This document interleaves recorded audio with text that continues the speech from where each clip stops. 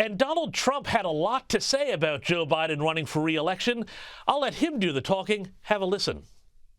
You could take the 5 worst presidents in American history and put them together, and they would not have done the damage Joe Biden has done to our nation in just a few short years. Not even close. Joining me to discuss this and the rest of the week's top stories is Sky News Washington correspondent Annelise Nielsen. Annelise, fighting words there from the former president. How is this playing out over there? Is America ready for another, I can't believe I'm saying this, Biden v. Trump rematch?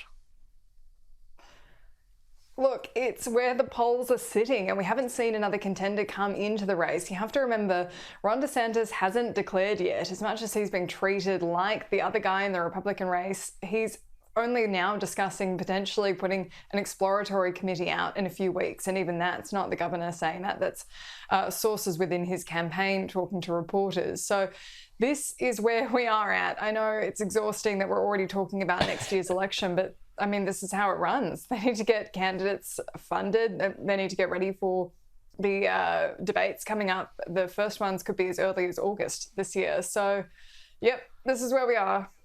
Well, now I want to get into Joe Biden's press conference that he held with the South Korean president in a minute. But before we do that, let's just go a little further on this Ron DeSantis question, because Donald Trump has been just, beating the heck out of him on the stump. Everybody goes, he talks about Ron DeSantis, how terrible he was. And yet I'm also hearing that when the Florida legislature breaks on May 6th, that's when DeSantis is going to announce that exploratory committee.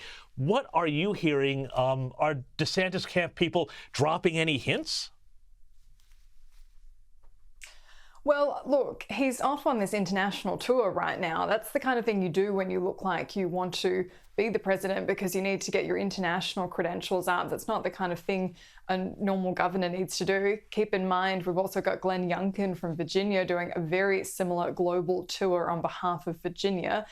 But I think the momentum is such that it's either now or never, because he has the momentum from the pandemic. He is in Donald Trump's sight. And as much as he's getting criticism from Donald Trump, he's been labeled as Ron DeSanctimonious, and he's losing quite a few local endorsements in Florida to him.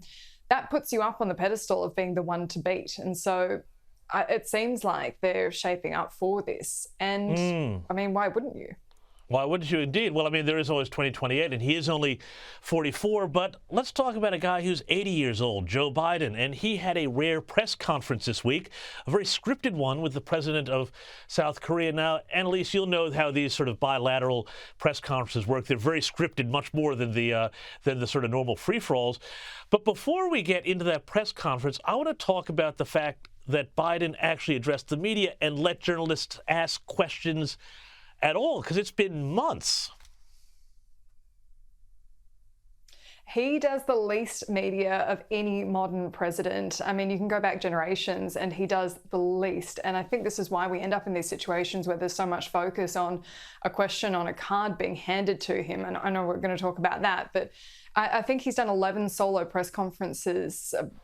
Donald Trump in his time did 44, I believe, are the numbers. And then there were many more even from Barack Obama as well. And so this is an administration that's really starving journalists of access to the president. And this is just extraordinary to watch play out in real time. You get these little questions dripped in and out as he's going onto planes and off planes. He'll get shouted at and he'll give these 3-word answers. And then the White House press briefing will say, well, he answered that question yesterday.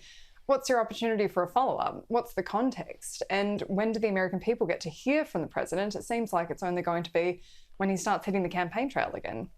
But, I mean, doesn't this suggest to you that the campaign trail, which is, as you would know, a really, really rigorous ordeal for somebody to go through, is he, do you think, capable of, doing that sort of energetic thing? He can't hide in the basement like he did during the pandemic, after all.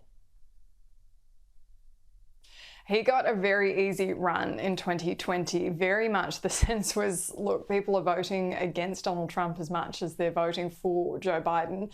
In this capacity, yeah, you can't get away with saying we're going to do rallies where people are in their cars honking their horns. Do you remember that during the pandemic? The people, they had those like rallies and he'd get up and make a speech and they just honk the horns.